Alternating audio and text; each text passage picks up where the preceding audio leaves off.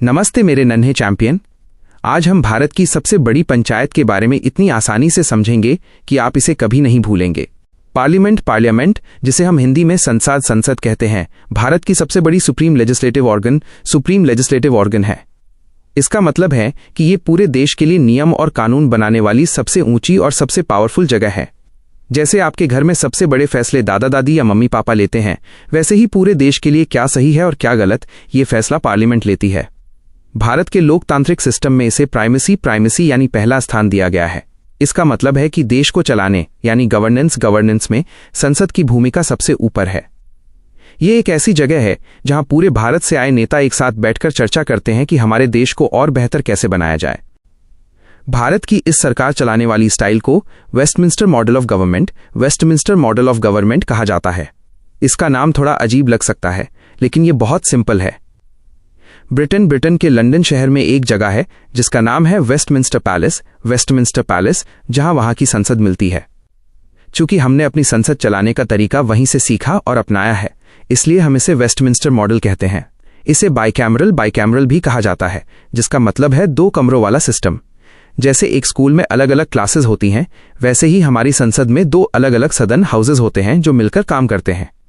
हमारे देश की जो सबसे बड़ी नियमों वाली किताब है, जिसे हम कॉन्स्टिट्यूशन माइनस संविधान कहते हैं, उसके पार्ट 5 यानी भाग 5 में आर्टिकल 79 to 122, आर्टिकल 79 से 122 तक सिर्फ संसद के बारे में ही बताया गया है।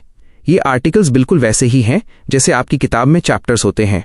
इन चैप्टर्स में लिखा है कि संसद कैसी दिखेगी, ऑर्गेनाइजेशन, उसमें कौन कौन होगा, कॉम्पोजिशन, उसके पास क्या क्या जादुई शक्तियां होंगी, पावर्स, और वहां के नेताओं को क्या क्या खास सुविधाएं मिलेंगी, प्रिविलेजेस। ये पूरा हिस्सा संसद को एक कानूनी ढांचा देता है ताकि वो बिना किसी रुकावट के देश की सेवा कर सके। अब सबसे जरूरी बात, पार्लियामेंट के मुख्य रूप से 3 अंग यानी पार्ट्स होते हैं। इनके बिना संसद अधूरी है। पहला हिस्सा है द प्रेसिडेंट माइनस राष्ट्रपति।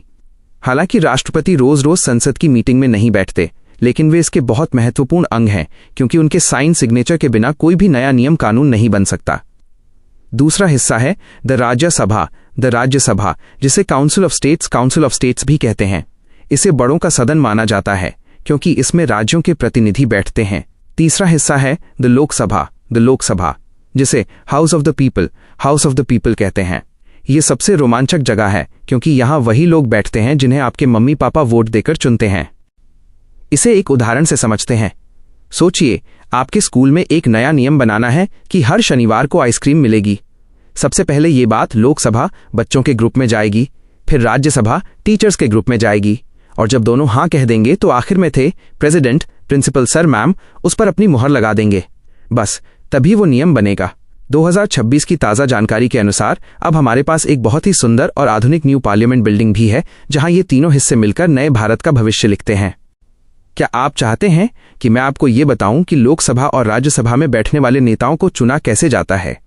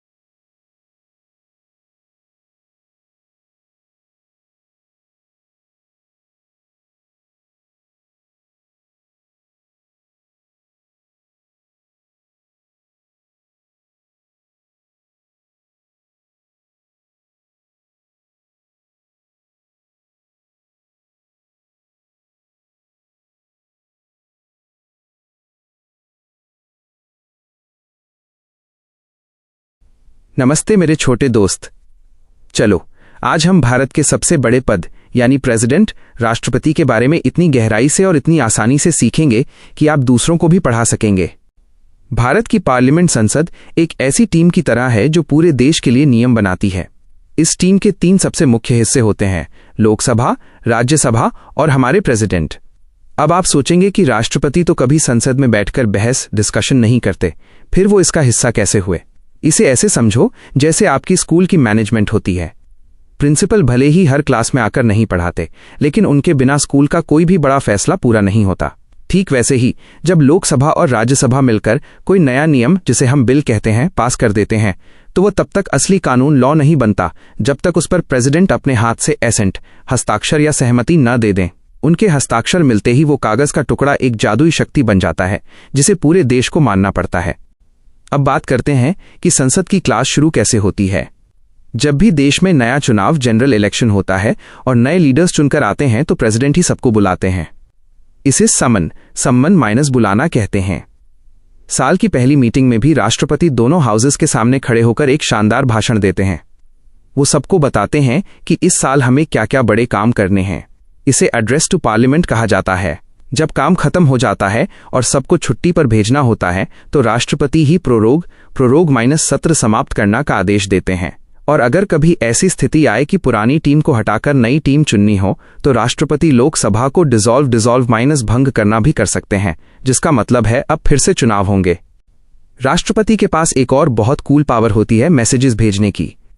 सोचो, अगर संसद में किसी नियम पर काम अटक गया है तो राष्ट्रपति वहां जाए बिना एक जरूरी संदेश भेज सकते हैं। उस संदेश को पढ़ना और उस पर ध्यान देना संसद के लिए बहुत जरूरी होता है। वे उसे अनदेखा नहीं कर सकते। इसके अलावा कुछ खास तरह के नियम, जैसे कि पैसों से जुड़े नियम, मनी बिल्स या टैक्सेस से जुड़े बदलाव, संसद में तब तक शुरू ही नहीं किए जा सकते जब तक राष्ट्रपति अपनी रिकमेंडेशन, सिफारिश या पहले से मंजूरी न दे दें। वो एक गेटकीपर की तरह हैं जो देखते हैं कि देश के खजाने से जुड़ी बात सही तरीके से शुरू हो रही है या नहीं। सबसे अनोखी बात यह है कि भले ही राष्ट्रपति संसद के एक अनिवार्य अंग ऑफ कॉन्स्टिट्यूएंट पार्ट हैं, लेकिन वो न तो लोकसभा के सदस्य होते हैं और न ही राज्यसभा के। वो कभी भी संसद की मीटिंग में बैठकर वोट नहीं डालते या बहस नहीं करते। वो इन सबसे ऊपर एक रेफरी की तरह होते हैं जो ये पक्का करते हैं कि सब कुछ संविधान ऑन कॉन्स्टिट्यूशन के हिसाब से चल रहा है। आज के समय में यानी 2026 में हमारी राष्ट्रपति SMT द्रौपदी मुर्मू जी इसी जिम्मेदारी को बखूबी निभा रही हैं। तो याद रखना, राष्ट्रपति संसद के अदृश्य लेकिन सबसे शक्तिशाली स्तंभ हैं। क्या आप चाहते हैं कि मैं आपको एक छोटा सा मिशन टास्क दूं जिससे मुझे पता चले कि आप इस टॉपिक के मास्टर बन गए हैं?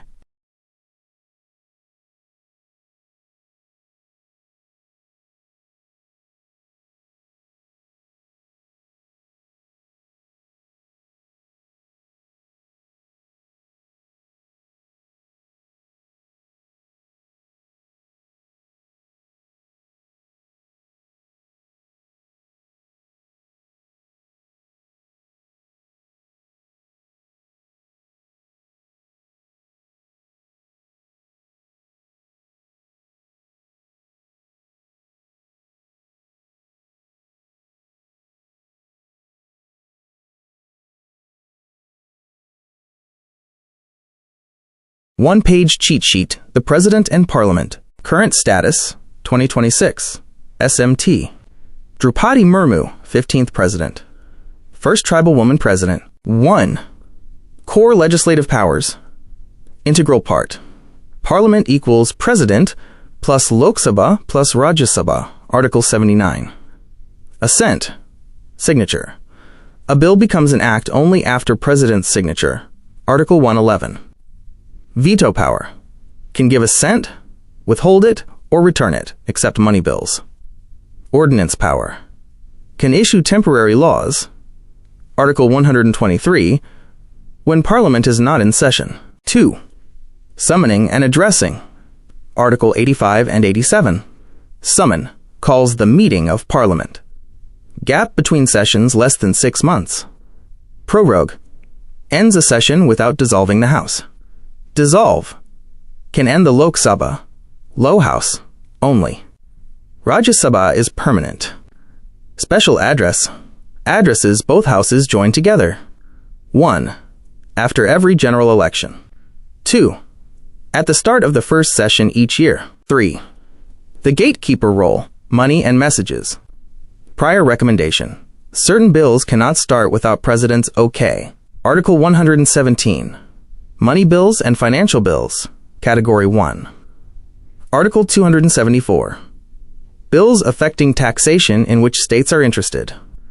Article 3. Changing state boundaries or names. Messages can send written messages to either house regarding pending bills. 4. Special membership facts. Not a member.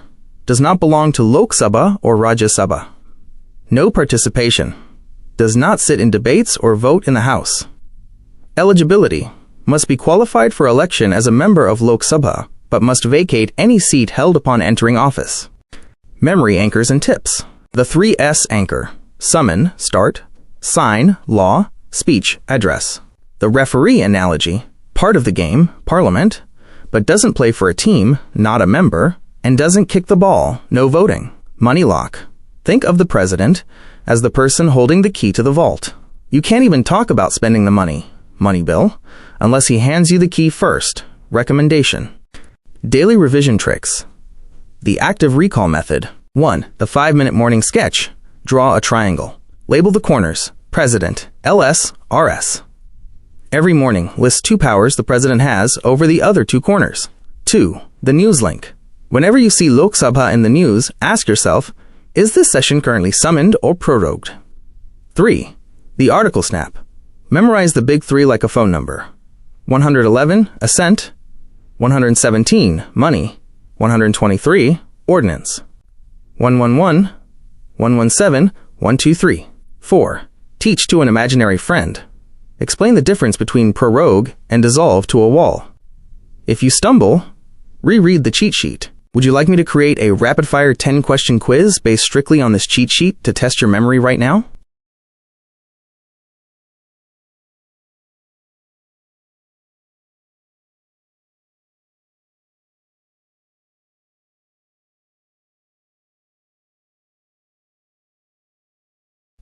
नमस्ते मेरे छोटे से जीनियस दोस्त। आज मैं तुम्हें भारत के पार्लियामेंट संसद के उस कमरे के बारे में बताऊंगा जिसे हम राज्यसभा कहते हैं। इसे बहुत ही सरल भाषा में और गहराई से समझते हैं ताकि तुम अपनी क्लास में सबसे होशियार बन सको। राज्यसभा का जन्म और इतिहास, बैकग्राउंड।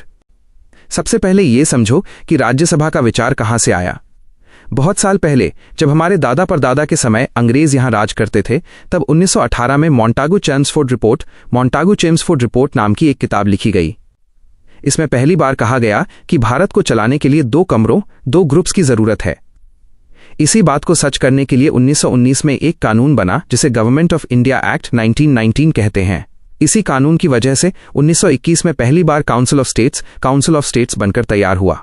उस समय इसे चलाने वाले बड़े साहब को गवर्नर जनरल कहते थे और वो इसके एक्स ऑफिशियो प्रेसिडेंट पदेन अध्यक्ष होते थे। इसका मतलब है कि जो भी व्यक्ति गवर्नर जनरल की कुर्सी पर बैठेगा वो अपने आप इस सभा का हेड बन जाएगा। उस समय वोट देने का अधिकार सबको नहीं था। इसे रिस्ट्रिक्टेड फ्रैंचाइज, सीमित मताधिकार कहते थे, यानी सिर्फ अमीर या खास लोग ही वोट दे सकते थे। फिर 1935 में एक और कानून आया जिसे गवर्नमेंट ऑफ इंडिया एक्ट 1935 कहते हैं, लेकिन उसने इस सभा में कोई बड़ा बदलाव नहीं किया। जब भारत आजाद होने वाला था तब 1946 में कॉन्स्टिट्यूएंट असेंबली संविधान सभा बनाई गई। इसका काम था भारत के लिए नियमों की किताब यानी कॉन्स्टिट्यूशन, संविधान लिखना। 1946 से 1950 तक यही सभा देश के लिए कानून भी बनाती थी। उस समय केवल एक ही सदन या कमरा था जिसे यूनिकैमरल एक सदनीय व्यवस्था कहते हैं। 1952 में जब पहली बार बड़े चुनाव हुए तब जाकर हमारा असली पार्लियामेंट संसद बना जिसमें 2 कमरे थे। 1954 में इन दोनों कमरों को सुंदर हिंदी नाम दिए गए। काउंसिल ऑफ स्टेट्स को राज्यसभा और हाउस ऑफ पीपल को लोकसभा कहा जाने लगा। हमें 2 कमरों की जरूरत क्यों पड़ी? बाइकैमरलिज्म। अब तुम सोच रहे होगे कि एक ही ग्रुप काफी था तो 2 क्यों बनाए? देखो, भारत बहुत बड़ा देश है जिसे हम वास्ट कंट्री कहते हैं। यहाँ अलग अलग राज्यों जैसे उत्तर प्रदेश, केरल, असम के लोग अलग भाषा बोलते हैं और उनका रहन सहन अलग है। इसे इमेंस डाइवर्सिटीज, अत्यधिक विविधताएं कहते हैं। अगर सिर्फ एक ग्रुप लोकसभा होता तो शायद छोटे राज्यों की बात कोई नहीं सुनता। इसलिए हमने बाइकैमरल लेजिस्लेचर, द्विसदनीय विधायिका चुनी। यहाँ राज्यसभा एक बड़े भाई या स्पीड ब्रेकर की तरह काम करती है। अगर लोकसभा जल्दबाजी में कोई गलत कानून बना दे तो राज्यसभा उसे रोककर सही सलाह देती है। इसी सिस्टम को हम फेडरल सिस्टम, संघीय प्रणाली कहते हैं, जहां केंद्र सरकार और राज्य सरकारें मिलकर काम करती हैं। राज्यसभा में कितने लोग बैठते हैं? कॉम्पोजिशन/स्ट्रेंथ। हमारे संविधान की एक खास धारा है जिसे आर्टिकल 80 अनुच्छेद 80 कहते हैं। यह धारा कहती है कि राज्यसभा में ज्यादा से ज्यादा 250 मेंबर्स सदस्य हो सकते हैं। इन 250 में से 238 मेंबर्स राज्यों और यूनियन टेरिटरीज केंद्र शासित प्रदेशों से चुनकर आते हैं। बाकी बचे 12 मेंबर्स को हमारे देश के प्रेसिडेंट राष्ट्रपति खुद चुनते हैं। लेकिन आज के समय में राज्यसभा में कुल 245 मेंबर्स ही बैठते हैं। इनमें से 233 चुनकर आते हैं और 12 राष्ट्रपति द्वारा नॉमिनेटेड मनोनीत किए जाते हैं। वो 12 खास लोग कौन होते हैं? Nominated members. राष्ट्रपति जिन 12 लोगों को चुनते हैं उन्हें चुनाव लड़ने की जरूरत नहीं होती। वे अपने काम में सुपर हीरो होते हैं। उन्हें स्पेशल नॉलेज, विशेष ज्ञान या प्रैक्टिकल एक्सपीरियंस, व्यावहारिक अनुभव होना चाहिए। ये लोग इन 4 क्षेत्रों से आते हैं: लिटरेचर, साहित्य माइनस जैसे महान लेखक या कवि, साइंस, विज्ञान माइनस जैसे बड़े वैज्ञानिक या डॉक्टर, आर्ट, कला माइनस जैसे महान एक्टर, पेंटर या खिलाड़ी, और सोशल सर्विस, समाज सेवा माइनस जो गरीबों या समाज की मदद करते हैं। इसका सबसे अच्छा उदाहरण है कि मास्टर ब्लास्टर सचिन तेंदुलकर और महान अभिनेत्री रेखा भी राज्यसभा के सदस्य रह चुके हैं। क्या आप चाहते हैं कि मैं आपको ये भी समझाऊं कि इन सदस्यों का चुनाव कैसे होता है, या राज्यसभा के पास कौन सी ऐसी सुपर पावर है जो लोकसभा के पास भी नहीं है?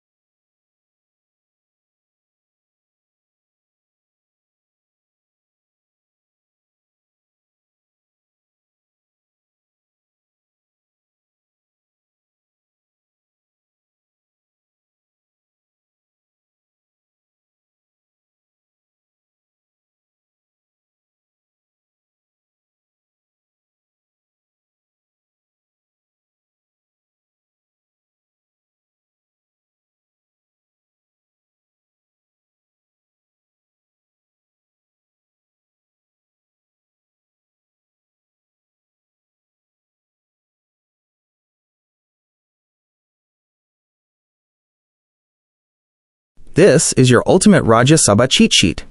It is designed to be factually dense, including the most current 2026 data, while remaining crisp for rapid memory recall. Rajya Sabha.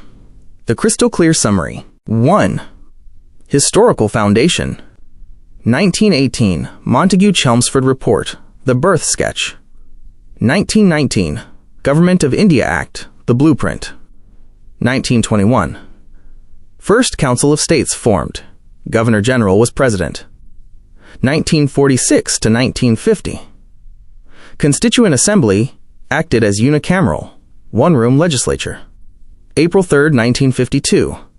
Rajya Sabha officially constituted. May 13, 1952. First ever sitting held. August 23, 1954. Hindi name Rajya Sabha adopted. 2. Strength and structure, latest 2026 data. Article 80. Constitutional max strength equals 250, 238 elected plus 12 nominated. Current strength, 245, 233 elected from states UTs plus 12 nominated. Permanent House. Never dissolves, unlike Lok Sabha. Term. 6 years for members. 1/3 RD members retire every 2 years. Quorum. 1/10 of total strength, 25 members, must be present to start a meeting. 3.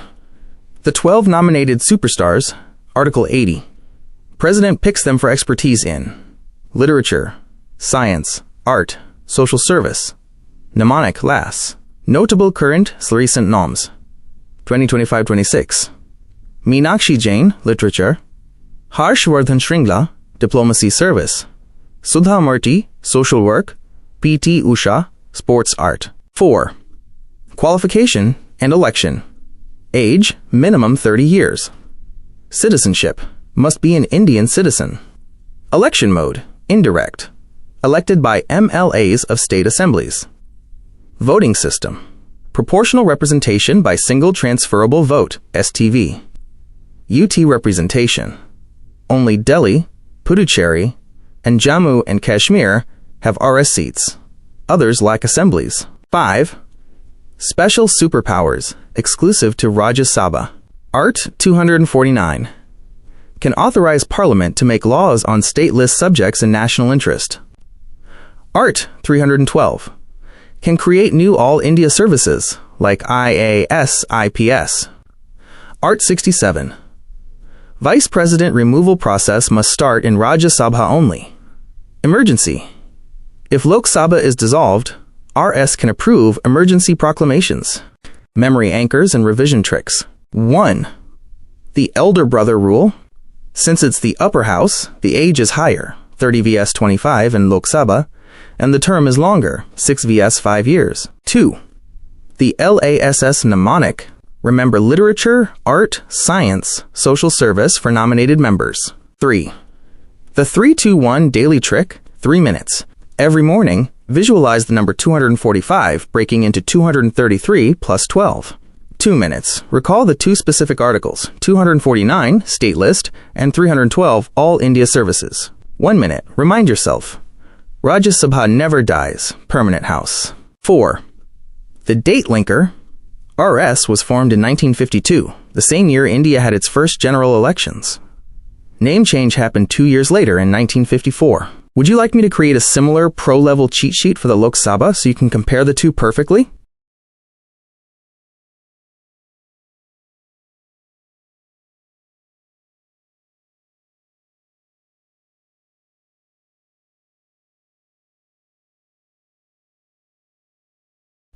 नमस्ते मेरे छोटे भविष्य के नेता।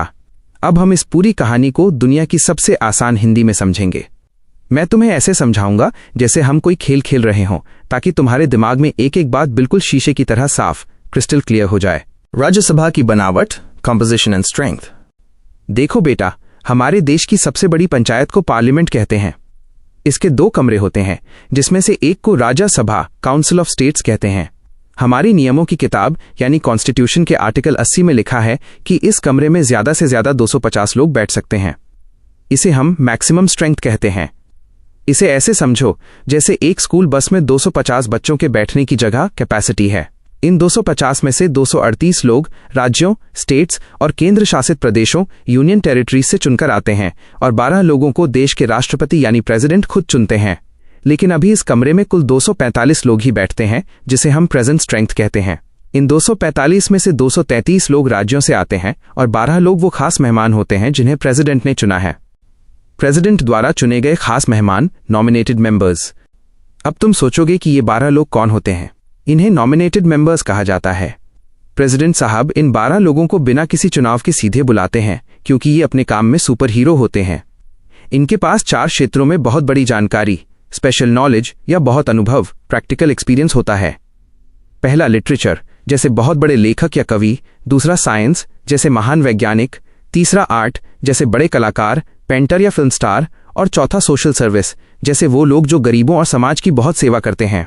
जैसे मान लो कोई बहुत बड़ा डॉक्टर है जिसने हजारों लोगों की जान बचाई, तो प्रेसिडेंट उन्हें राज्यसभा में बुला सकते हैं ताकि वो देश को अच्छी सलाह दे सकें। सीटों का बंटवारा, एलोकेशन ऑफ सीट्स। अब सवाल ये है कि किस राज्य से कितने लोग आएंगे।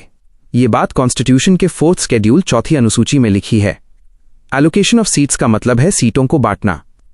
सन 1952 से लेकर आज तक जब भी कोई नया राज्य बनता है या किसी राज्य का नाम बदलता है, रीऑर्गेनाइजेशन ऑफ स्टेट्स, तो इस लिस्ट को भी बदल दिया जाता है।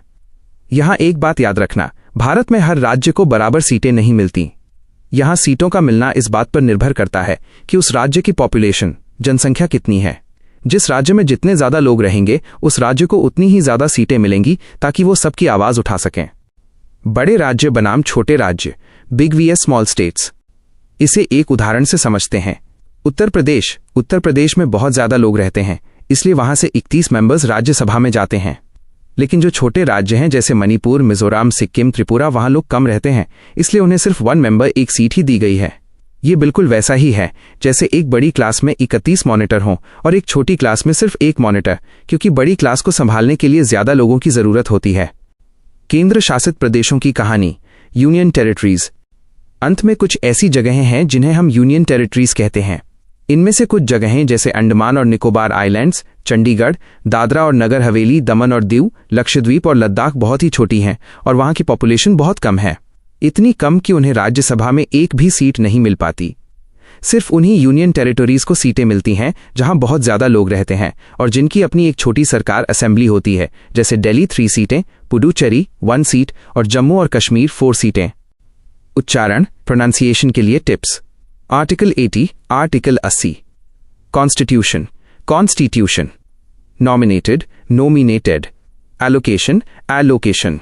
Representative, representative.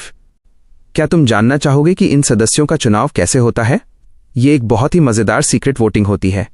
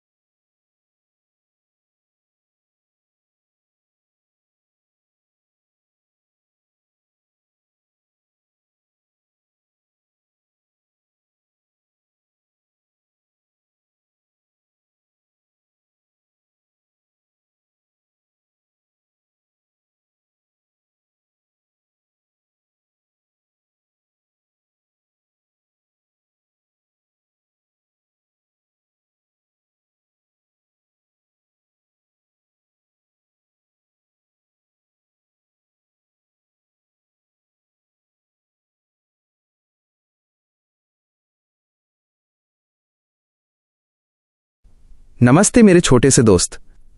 आज हम भारत के उस बड़े लोगों वाले कमरे राज्यसभा के बारे में इतनी गहराई से और इतनी आसान भाषा में बात करेंगे कि आप इसे कभी नहीं भूलोगे। हम एक एक लाइन को समझेंगे जैसे कोई कहानी सुन रहे हों। राज्यसभा के चुनाव का तरीका, प्रोसेस फॉर इलेक्शन, नॉमिनेशन। सबसे पहले यह जानो कि राज्यसभा के सदस्यों का चुनाव इनडायरेक्ट इलेक्शन, अप्रत्यक्ष चुनाव के जरिए होता है। इसका मतलब है कि आम जनता, जैसे आपके मम्मी पापा, सीधे इनके लिए वोट नहीं डालते, बल्कि हम जिन नेताओं को चुनकर राज्यों की विधानसभा, लेजिस्लेटिव असेंबली में भेजते हैं, जिन्हें एमएलए कहते हैं, वे हमारे बदले में इन सदस्यों को चुनते हैं। ये बिल्कुल वैसा ही है जैसे आप अपनी क्लास का मॉनिटर चुने और फिर सारे मॉनिटर मिलकर स्कूल का हेड बॉय चुने। राज्यों, स्टेट्स के अलावा 3 यूनियन टेरिटरीज, केंद्र शासित प्रदेश, दिल्ली, पुडुचेरी और जम्मू और कश्मीर के पास भी अपनी विधानसभा है, इसलिए यहाँ के एमएलए भी इस चुनाव में हिस्सा लेते हैं। चुनाव का तरीका बहुत ही खास होता है, जिसे proportional representation by means of the single transferable vote, अनुपातिक प्रतिनिधित्व और एकल संक्रमणीय मत कहते हैं। इसका आसान मतलब यह है कि अगर किसी पार्टी के पास ज्यादा एमएलए हैं तो उसके ज्यादा सदस्य चुने जाएंगे। और सिंगल ट्रांसफरेबल का मतलब है कि एक वोटर अपनी पसंद, प्रेफरेंस बताता है, जैसे नंबर 1 पर ये नेता, नंबर 2 पर वो नेता। अगर नंबर 1 वाला जीत गया तो उसका बचा हुआ वोट बेकार नहीं जाता, बल्कि नंबर 2 वाले के पास चला जाता है। कभी न रुकने वाला सदन, बायनियल बाय इलेक्शन राज्यसभा को परमानेंट हाउस, स्थायी सदन कहा जाता है, क्योंकि ये कभी भी डिसॉल्व भंग नहीं होता, यानी ये कभी पूरी तरह बंद नहीं होता। जैसे लोकसभा हर 5 साल में खत्म हो जाती है और फिर से चुनाव होते हैं, राज्यसभा में ऐसा नहीं होता। इसके बदले यहाँ हर 2 साल में 1/3, 1/3 सदस्य रिटायरमेंट हो जाते हैं और उनकी जगह नए सदस्य आ जाते हैं। इसे बिएनियल इलेक्शन, द्विवार्षिक चुनाव कहते हैं। हमारे कॉन्स्टिट्यूशन, संविधान में पहले ये नहीं लिखा था कि एक सदस्य कितने साल काम करेगा। बाद में संसद ने आरपीए 1951, जन प्रतिनिधित्व अधिनियम नाम का कानून बनाया और तय किया कि एक सदस्य का कार्यकाल 6 ईयर्स, 6 साल का होगा। खाली जगह को भरना, बाय इलेक्शन। अब सोचो, अगर कोई सदस्य 6 साल पूरे होने से पहले ही इस्तीफा दे दे, उसकी मृत्यु हो जाए या उसे 10th शेड्यूल, 10वीं अनुसूची माइनस, जिसे दल बदल कानून कहते हैं, के तहत निकाल दिया जाए, तो क्या होगा? ऐसी खाली सीट को भरने के लिए जो चुनाव होता है उसे बाय इलेक्शन, उपचुनाव कहते हैं। यहाँ एक बहुत जरूरी बात है, जो नया इंसान बाय इलेक्शन जीतकर आता है उसे पूरे 6 साल नहीं मिलते। वो केवल उतने ही समय के लिए सदस्य रहता है जितना समय पुराने वाले सदस्य का बचा हुआ था। उदाहरण के लिए, अगर गोलू को 6 साल के लिए चुना गया था लेकिन उसने 2 साल बाद इस्तीफा दे दिया, तो उसकी जगह आने वाले मोलू को सिर्फ बचे हुए 4 साल ही मिलेंगे। राज्यसभा का बड़ा अफसर, secretary general of Rajya Sabha, Rajya Sabha के कामकाज को संभालने के लिए एक बहुत बड़े अफसर होते हैं, जिन्हें सेक्रेटरी जनरल, महासचिव कहते हैं। इनकी नियुक्ति अपॉइंट चेयरमैन ऑफ राज्यसभा, जो भारत के उपराष्ट्रपति होते हैं, करते हैं। इनका पद भारत के सबसे बड़े सरकारी अफसर, कैबिनेट सेक्रेटरी के बराबर होता है। सेक्रेटरी जनरल पर्दे के पीछे रहकर काम करते हैं, जिसे एनोनिमिटी, गुमनामी कहते हैं। वे सभा चलाने वाले अधिकारी, प्रिसाइडिंग ऑफिसर को सलाह देते हैं कि नियम क्या कहते हैं। वे राज्यसभा सेक्रेटेरिएट के प्रशासनिक मुखिया, एडमिनिस्ट्रेटिव हेड होते हैं और सदन के सभी रिकॉर्ड्स के कस्टोडियन, रक्षक होते हैं। वे पूरी तरह से चेयरमैन के निर्देश और कंट्रोल में काम करते हैं ताकि सदन की गरिमा बनी रहे। क्या आप चाहेंगे कि मैं आपको एक छोटा सा टेस्ट दूं जिससे पता चले कि आप अब इस विषय के मास्टर बन चुके हैं?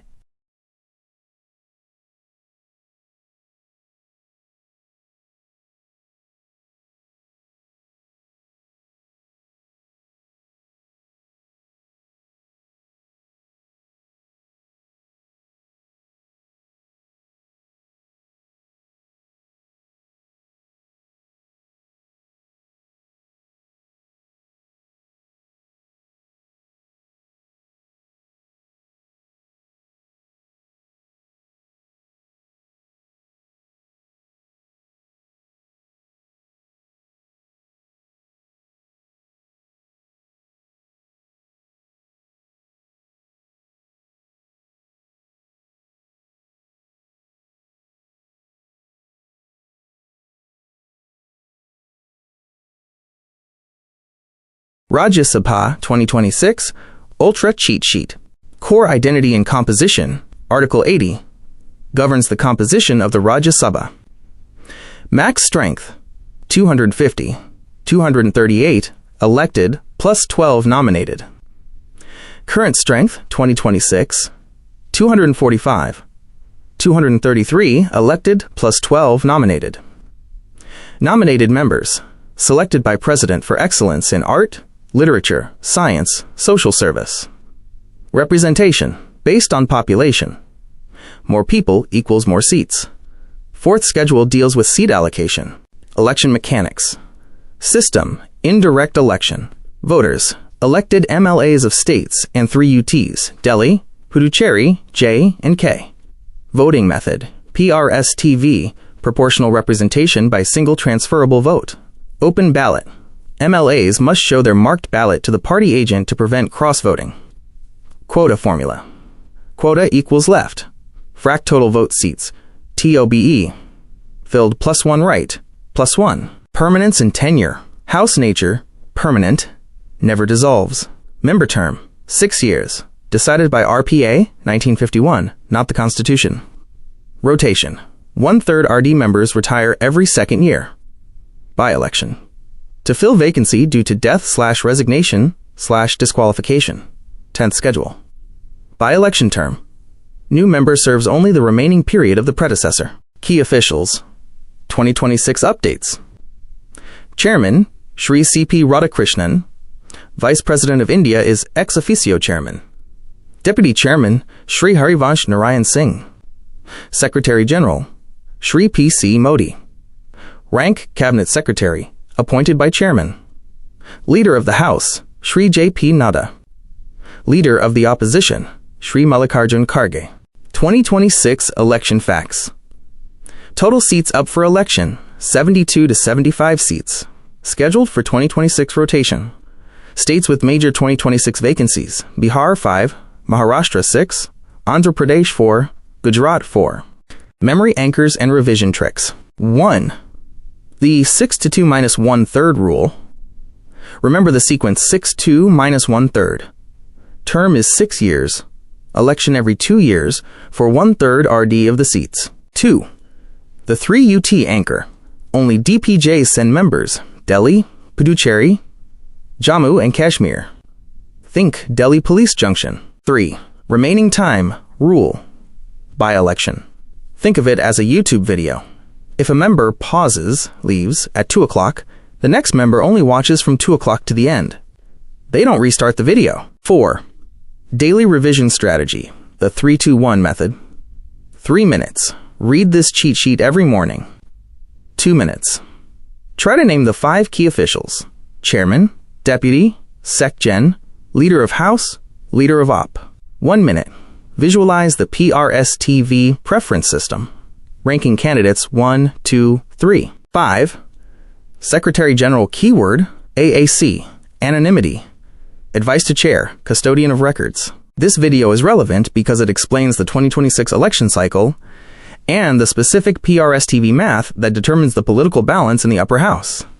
YouTube video views will be stored in your YouTube history, and your data will be stored and used by YouTube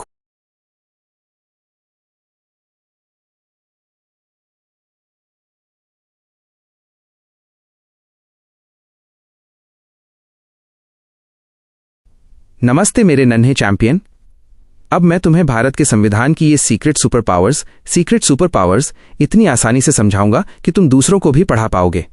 हम इसे बिल्कुल वैसे ही समझेंगे जैसे तुम अपने स्कूल या खेल के मैदान के नियमों को समझते हो। भारत एक बहुत बड़ा देश है और यहां शक्तियों को बांटा गया है। इसे हम फेडरल सिस्टम, संघीय व्यवस्था कहते हैं।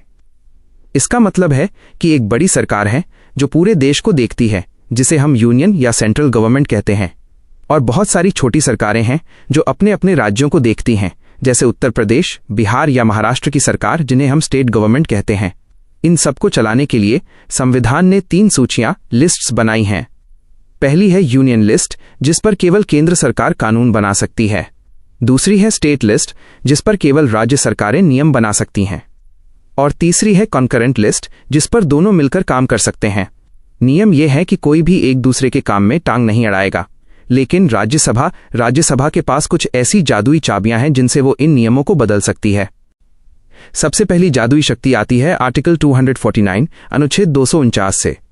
मान लो कि पुलिस या खेती, एग्रीकल्चर का मामला स्टेट लिस्ट में है, जिसका मतलब है कि दिल्ली वाली सरकार उस पर कानून नहीं बना सकती। लेकिन अगर राज्यसभा को लगता है कि पूरे देश के भले के लिए नेशनल इंटरेस्ट, संसद, पार्लियामेंट को इस पर कानून बनाना चाहिए, तो वो एक प्रस्ताव, रेजोल्यूशन लाती है। इसके लिए राज्यसभा के 2/3 2/3 सदस्यों का हां बोलना जरूरी है। जैसे ही वे हां बोलते हैं, संसद को उस राज्य के विषय पर कानून बनाने की ताकत मिल जाती है। ये ताकत सिर्फ 1 ईयर, 1 साल के लिए होती है, लेकिन अगर जरूरत पड़े तो राज्यसभा इसे बार बार 1-1 साल के लिए बढ़ा सकती है। इसे ऐसे समझो जैसे तुम्हारी मम्मी के पास तुम्हारी अलमारी की चाबी है, लेकिन किसी दिन मम्मी पापा को परमिशन दे दें कि आज आप इसकी अलमारी साफ कर सकते हो। दूसरी बड़ी शक्ति है आर्टिकल 312 अनुच्छेद 312, जो all India services, Akhil Bharatiya सेवाएं बनाने के बारे में है। भारत में कुछ बहुत बड़े अफसर होते हैं, जैसे IAS, इंडियन एडमिनिस्ट्रेटिव सर्विस, और IPS, इंडियन पुलिस सर्विस। ये अफसर केंद्र सरकार चुनती है, लेकिन ये राज्यों में जाकर काम करते हैं। अगर भारत को कल को कोई नई तरह की सर्विस चाहिए, जैसे कि इंडियन जुडिशियल सर्विस यानी पूरे देश के लिए जज चुनने वाली सर्विस, तो इसकी शुरुआत केवल राज्यसभा ही कर सकती है। इसके लिए भी राज्यसभा को 2/3 2/3 बहुमत से हां कहना पड़ता है। लोकसभा खुद से ऐसी कोई नई सर्विस शुरू नहीं कर सकती, क्योंकि ये अफसर राज्यों में जाकर काम करेंगे। इसलिए राज्यों की सभा, राज्यसभा की मंजूरी सबसे जरूरी है। तीसरी और सबसे महत्वपूर्ण शक्ति तब काम आती है जब देश में इमरजेंसी, आपातकाल लगती है। हमारे संविधान में 3 तरह की इमरजेंसी होती हैं। आर्टिकल 352 नेशनल इमरजेंसी, युद्ध के समय। आर्टिकल 356 स्टेट इमरजेंसी, जब राज्य सरकार फेल हो जाए। और आर्टिकल 360 फाइनेंशियल इमरजेंसी, जब पैसों की भारी कमी हो जाए। जब राष्ट्रपति, प्रेसिडेंट इमरजेंसी का ऐलान करते हैं, तो लोकसभा और राज्यसभा दोनों को उसे 1 महीने के अंदर मंजूर करना पड़ता है। लेकिन सोचो, अगर उस समय लोकसभा डिसॉल्व हो गई हो, यानी चुनाव होने वाले हों, और लोकसभा के पास कोई पावर न हो, ऐसी स्थिति में राज्यसभा सुपर हीरो बनकर आती है। चूंकि राज्यसभा कभी खत्म नहीं होती, ये एक परमानेंट हाउस है, इसलिए अकेले राज्यसभा ही उस इमरजेंसी को मंजूरी दे सकती है। जब तक नई लोकसभा चुनकर नहीं आ जाती, तब तक राज्यसभा की मंजूरी से ही इमरजेंसी लागू रहती है। ये भारत की सुरक्षा के लिए एक बैकअप प्लान की तरह है। तो मेरे छोटे दोस्त, राज्यसभा सिर्फ एक दूसरी सभा नहीं है, बल्कि ये राज्यों की ढाल है। यह सुनिश्चित करती है कि देश के बड़े फैसले राज्यों की मर्जी के बिना न लिए जाएं और मुसीबत के समय देश बिना सरकार के न रहे। क्या अब तुम ये समझ गए कि राज्यसभा को परमानेंट हाउस और फेडरल चेंबर क्यों कहते हैं? अगर तुम चाहो तो हम आर्टिकल 352 नेशनल इमरजेंसी को और विस्तार से समझ सकते हैं।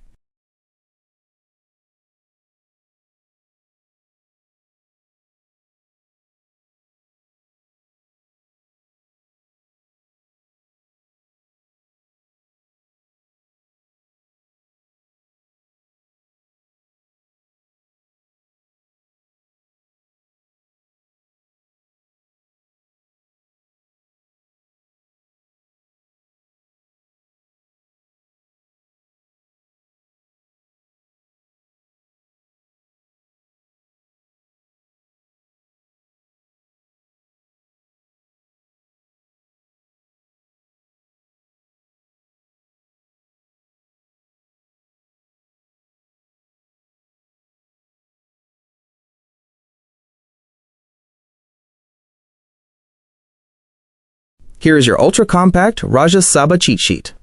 It is designed to be factually dense, Up to date for 2026 and built for rapid-fire revision. RS Powerhouse, 2026 revision sheet. Identity, permanent house, no dissolution. Council of States, Federal Chamber. Composition, latest, max 250, current 245, 233 elected plus 12 nominated. Article 249, state list entry. Keyword, national interest. Action. RS passes resolution right pointing arrow. Parliament makes law on state list. Majority, 2/3 members present and voting. Validity, 1 year at a time. Can be extended infinitely. 1 year each time. Cool off. Law expires 6 months after the resolution ends. Article 312. All India Services, AIS. Keyword, new elite officers. Action. RS resolution right pointing arrow Parliament creates new AIS. Common to Union and States. Majority, 2/3 members present and voting. Current AIS. IAS, IPS, IFOS, Forest. Note: new 2026 debates focus on Indian Judicial Service, IJS. Emergency Guard. Art. 352, 356, 360. Condition: LS is dissolved or dissolution occurs within approval window. Action: RS becomes the sole approving authority to keep the proclamation alive. Timing: proclamation must be approved by new LS within 30 days of its first sitting. Article 67B. Exclusive power to initiate the removal of the Vice President. Election 2026. Update. Approx 75 seats are up for election in 2026 across various states, which will determine the legislative blocking power of the government. Memory, anchors, and tricks. The special majority rule, remember, 2/3 is the magic number for all exclusive RS legislative powers, 249 and 312. Number jump, +4 trick. For emergencies, remember 352 national. Add 4 right pointing arrow, 356 state. Add 4 right pointing arrow, 360 financial. The permanent logic. If you forget who handles emergency when LS is gone, just ask, who is still in the office? Right pointing arrow Rajya Sabha, mnemonic RAIS, R, removal of VP, Art 67. A, AIS creation, Art 312. I, interest, national interest, Art 249. S, state list intervention, Art 249. Daily revision trick. The 1st to the 3rd of July 30 rule. Day 1. Read this sheet today. Day 3. Close your eyes and try to recall the article numbers only. Day 7. Explain these 3 powers to an imaginary small kid, as we did above. Teaching is the best way to lock memory. Day 30. Do a 2-minute brain dump. Write everything you remember on a blank paper. This video provides an excellent visual overview of how the 2026 elections impact the Rajya Sabha and why its federal powers are so critical for the country's governance today. YouTube video views will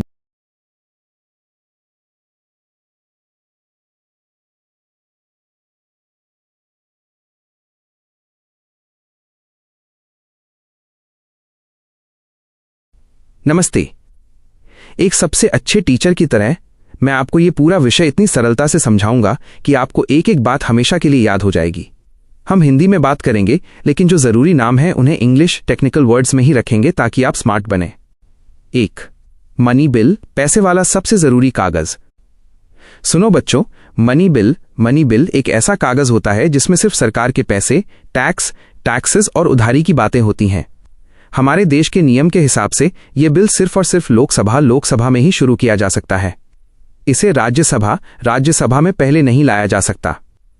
जैसे घर में पापा कमाते हैं तो पैसे का फैसला पहले पापा लेते हैं, वैसे ही जनता के चुने हुए लोग लोकसभा ही इसे शुरू करते हैं। जब लोकसभा इसे पास कर देती है तब इसे राज्यसभा को भेजा जाता है, सिर्फ उनके सुझाव रिकमेंडेशन के लिए। यहाँ राज्यसभा की ताकत बहुत कम होती है। राज्यसभा को ये बिल मिलने के 14 दिन के अंदर वापस करना पड़ता है। अगर वो 14 दिन तक चुपचाप बैठ जाए और बिल वापस ना करे तो ये मान लिया जाता है कि बिल पास हो गया है। सबसे बड़ी बात यह है कि राज्यसभा मनी बिल में कोई बदलाव अमेंड नहीं कर सकती। वो सिर्फ सलाह दे सकती है कि भाई इसमें ये बदल दो। अब ये लोकसभा की मर्जी है कि वो उस सलाह को माने या न माने। अगर लोकसभा मना कर दे तो भी बिल वैसा ही पास होगा जैसा लोकसभा चाहती थी। 2. फाइनेंशियल बिल्स, पैसे से जुड़े दूसरे कागज। अब बात करते हैं फाइनेंशियल बिल्स, फाइनेंशियल बिल की। ये मनी बिल से थोड़े अलग होते हैं। कुछ फाइनेंशियल बिल्स ऐसे होते हैं जो मनी बिल की तरह ही सिर्फ लोकसभा में शुरू होते हैं, लेकिन कुछ ऐसे भी होते हैं जिन्हें किसी भी घर, हाउस यानी लोकसभा या राज्यसभा में शुरू किया जा सकता है। इन बिलों पर राज्यसभा के पास पूरी ताकत होती है। वो इन्हें बदल अमेंड भी सकती है और पूरी तरह मना रिजेक्ट भी कर सकती है, बिल्कुल एक साधारण बिल, ऑर्डिनरी बिल की तरह। यहां दोनों घर बराबर के ताकतवर बन जाते हैं। 3. बजट और पैसे की सुरक्षा। इसका मतलब ये बिल्कुल नहीं है कि पैसों के मामले में राज्यसभा का कोई काम नहीं है। हर साल जब सरकार अपना बजट पेश करती है तो उसे राज्यसभा के सामने भी रखा जाता है। वहां के सदस्य इस पर लंबी बातचीत डिस्कस करते हैं। हालांकि एक चीज है जिसे डिमांड्स फॉर ग्रांट्स कहते हैं, यानी सरकारी विभागों के लिए पैसे मांगना, उस पर सिर्फ लोकसभा के लोग ही वोट डाल सकते हैं, राज्यसभा नहीं। लेकिन एक बहुत ही खास नियम है। सरकार हमारे देश की गुल्लक, जिसे कंसोलिडेटेड फंड ऑफ इंडिया कहते हैं, उससे 1 रुपया भी तब तक नहीं निकाल सकती जब तक अप्रोप्रिएशन बिल दोनों घरों, बोथ हाउसेस से पास न हो जाए। इसके साथ ही टैक्स लगाने वाला फाइनेंस बिल भी राज्यसभा के सामने लाया जाता है। 4. निगरानी करने वाली कमेटीज।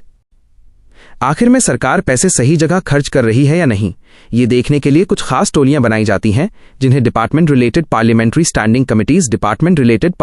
स्टैंडिंग कमेटी कहते हैं। ये कमेटियां ये चेक करती हैं कि किस मंत्रालय ने कितना पैसा मांगा और क्यों। इन कमेटियों में 10 सदस्य राज्यसभा से होते हैं।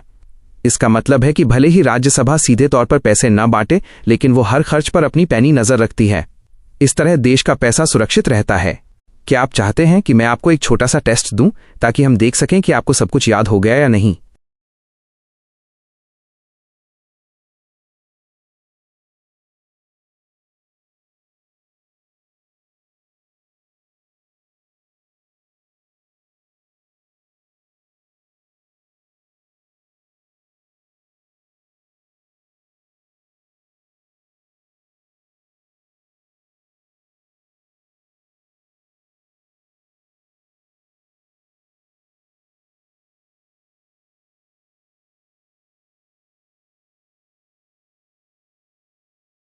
This is your ultimate cheat sheet.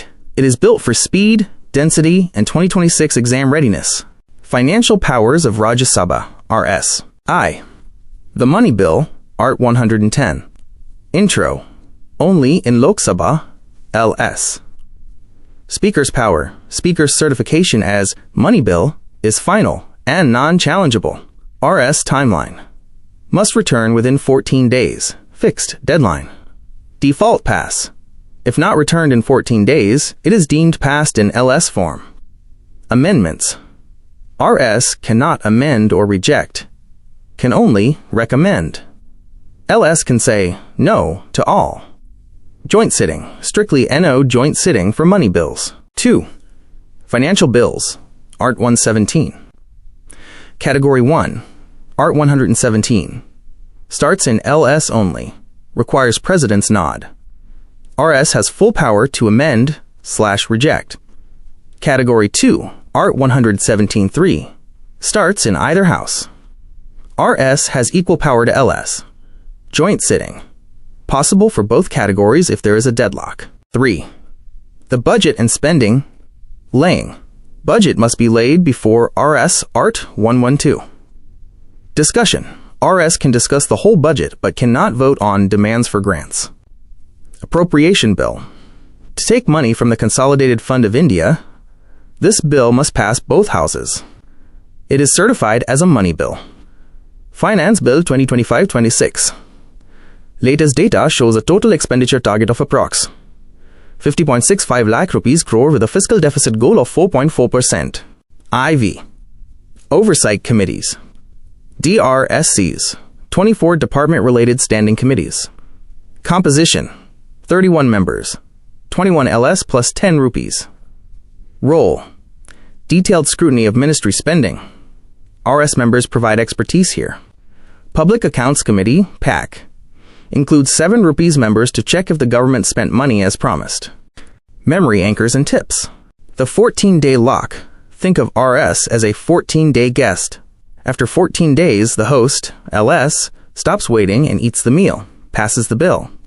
The all-in-one rule: all money bills are financial bills, but not all financial bills are money bills. LS equals purse. RS equals advice. LS holds the strings. RS holds the wisdom. Anchor date: February 1st, budget day. Remember, RS gets to talk, but LS gets to sign the check. Daily revision tricks. 1. The 2-minute summary. Every morning, explain to an imaginary friend why RS is weaker than LS in money. If you can't explain it in 2 minutes, you don't know it yet. 2. Article matching. On a sticky note, write 110, money. 112, budget. 117, financial. Stick it on your mirror. Look at it while brushing. 3. The power check mental game. When you hear money in news, instantly shout 14 days. This builds a reflex for your exam. Would you like a 3-question mastery quiz to see if you are ready for the toppers list?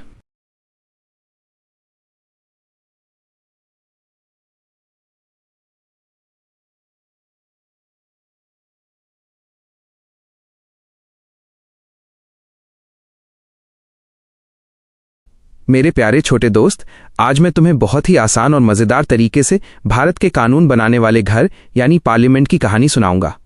जैसे तुम्हारे school में अलग अलग class होती हैं, वैसे ही हमारे देश को चलाने के लिए 2 मुख्य कमरे हाउसेज होते हैं। एक को हम लोकसभा लोअर हाउस कहते हैं और दूसरे को राज्यसभा अपर हाउस। आजकल बहुत से लोग कह रहे हैं कि हमें राज्यसभा की ज़रूरत नहीं है और इसे स्क्रैप खत्म कर देना चाहिए। वे ऐसा क्यों कह रहे हैं? चलिए इसे एक एक करके बहुत गहराई से समझते हैं। सबसे पहला तर्क आर्ग्यूमेंट ये है कि भारत एक फेडरल संघीय देश है, जिसका मतलब है कि यहाँ अलग अलग राज्य स्टेट्स मिलकर एक साथ रहते हैं। पहले सोचा जाता था कि राज्यों की बात रखने के लिए राज्यसभा जरूरी है, लेकिन अब लोकसभा में भी बहुत सी क्षेत्रीय पार्टियां रीजनल पार्टीज आ गई हैं जो अपने राज्यों का ख्याल बहुत अच्छे से रखती हैं। इसका सबसे बड़ा उदाहरण लैंड एक्विजिशन ऑर्डिनेंस जमीन अधिग्रहण अध्यादेश का मामला था। जब सरकार जमीन से जुड़ा एक नियम लाना चाहती थी तो लोकसभा के अंदर ही राज्यों के नेताओं ने उसका विरोध किया और सरकार को पीछे हटना पड़ा।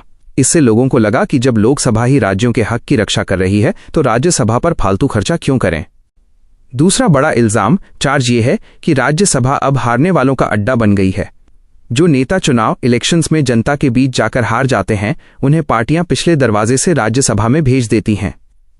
इतना ही नहीं, इसमें क्रोनी कैपिटलिस्ट्स, पैसे वाले व्यापारी, कॉम्प्रोमाइज जर्नलिस्ट्स, बिके हुए पत्रकार और पार्टी फंडरेजर्स, पार्टी को पैसा देने वाले लोग को बिठा दिया जाता है। पहले ये कमरा शांत रहकर और सोच विचार डिलिबरेटिव करके कानून बनाने के लिए जाना जाता था, लेकिन अब यहां भी लोकसभा की तरह शोर शराबा, गुस्सा और चंचलता, फिकलनेस एंड पैशन दिखाई देती है। यहाँ के नेता अब वो मर्यादा और शिष्टाचार, डेकोरम नहीं रखते जिसकी उनसे उम्मीद की जाती थी। लेकिन रुको, जब हमारा संविधान कॉन्स्टिट्यूशन बन रहा था, तब कॉन्स्टिट्यूएंट असेंबली संविधान सभा के विद्वानों ने इसे बचाने के लिए 3 बहुत मजबूत बातें कही थीं। पहली बात यह कि राज्यसभा एक ऐसी जगह होनी चाहिए जहां लोग बिना किसी हड़बड़ी, हरीसकरी के शांति से बैठकर कानूनों की जांच परख, इवैल्यूएटिव रीजनिंग कर सकें। दूसरी बात, यह कमरा इसलिए जरूरी है ताकि यहां से जनहित की नई नीतियां, पब्लिक पॉलिसी शुरू की जा सकें और सरकार से मुश्किल सवाल पूछकर उसे जवाबदेह, अकाउंटेबल बनाया जा सके। तीसरी बात, भारत विविधताओं, डाइवर्सिटी का देश है।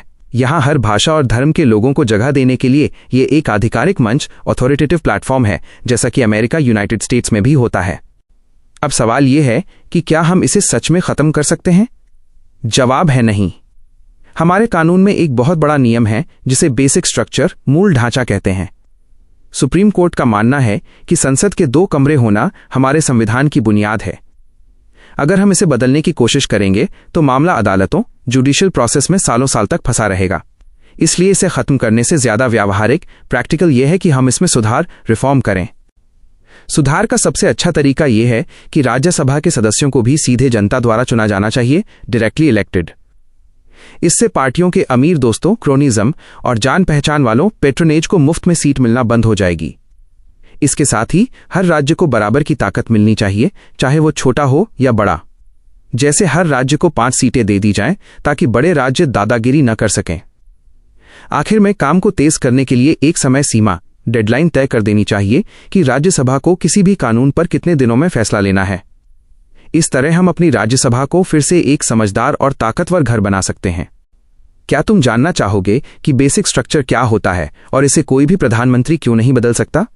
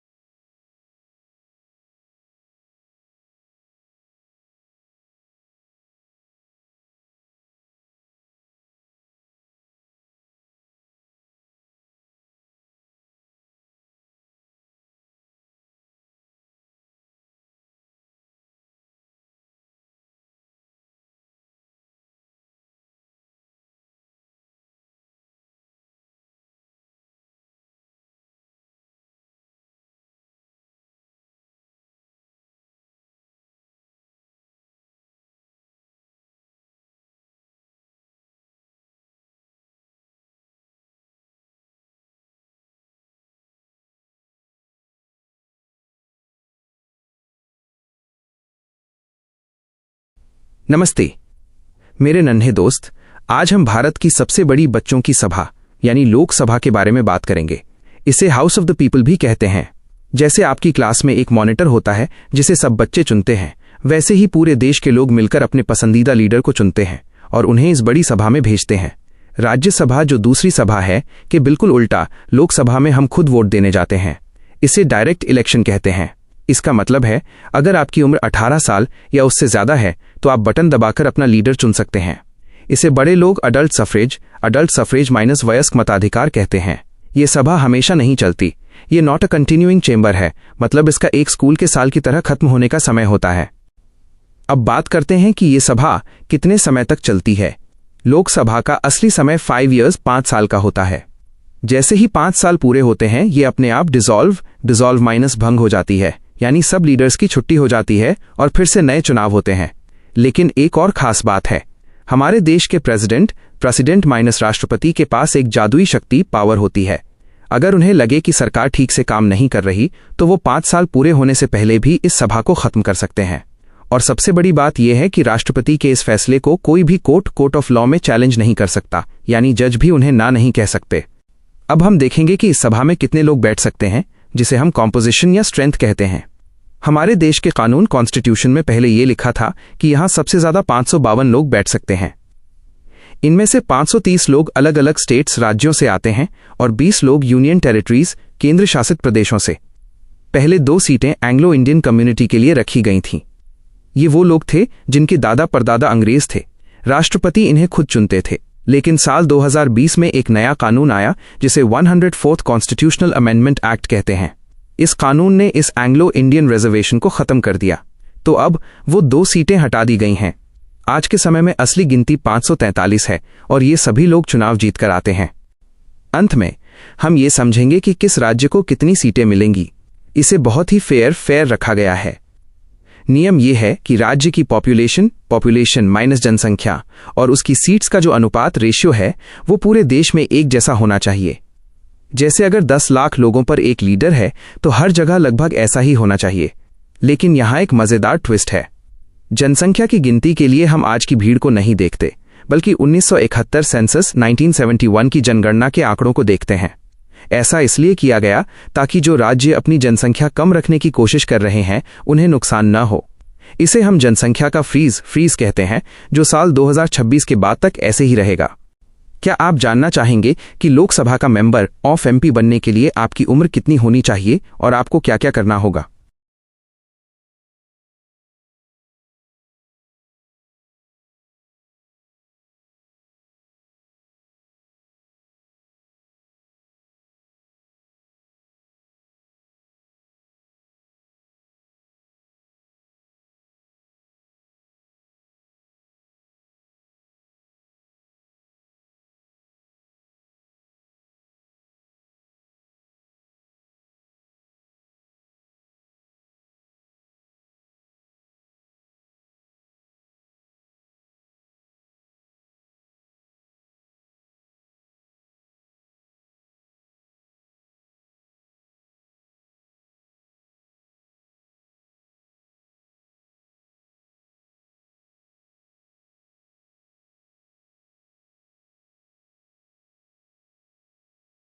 नमस्ते मेरे छोटे दोस्त।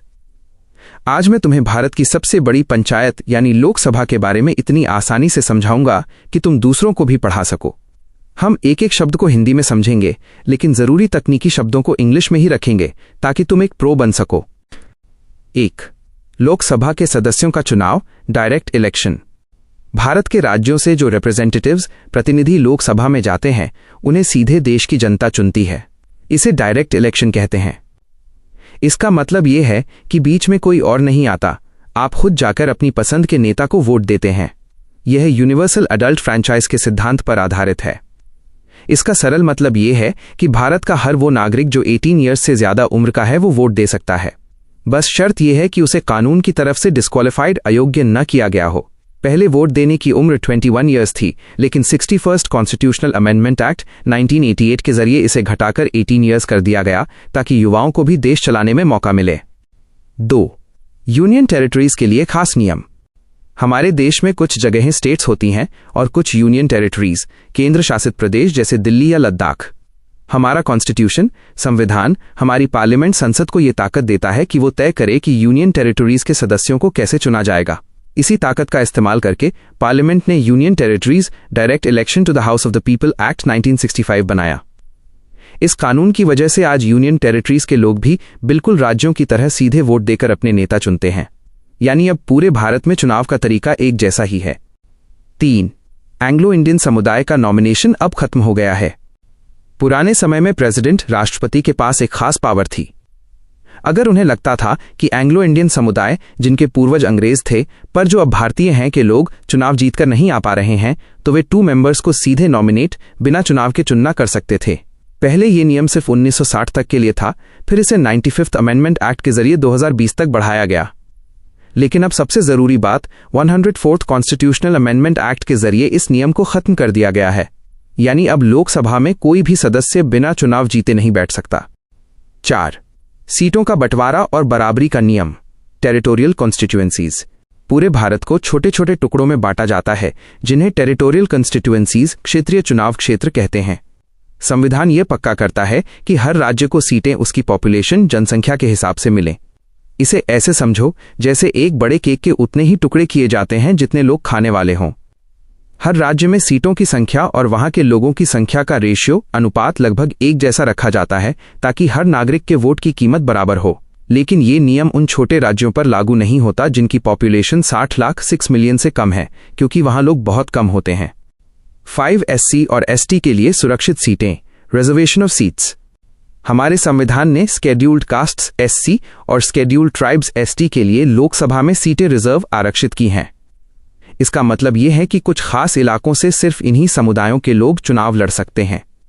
शुरुआत में यह सिर्फ 10 साल के लिए था, लेकिन हर 10 साल में इसे बढ़ाया जाता रहा। जैसा कि आपने बताया, 126th अमेंडमेंट बिल, जो बाद में 104th अमेंडमेंट एक्ट बनाने, इस रिजर्वेशन को अब 2030 तक के लिए बढ़ा दिया है। ये इसलिए किया गया है ताकि समाज के हर वर्ग को बराबरी का मौका मिले और कोई पीछे न रह जाए। क्या आप चाहते हैं कि मैं आपको यह भी सिखाऊं कि लोकसभा का सदस्य MP बनने के लिए एक इंसान में क्या क्या खूबियां या क्वालिफिकेशंस होनी चाहिए?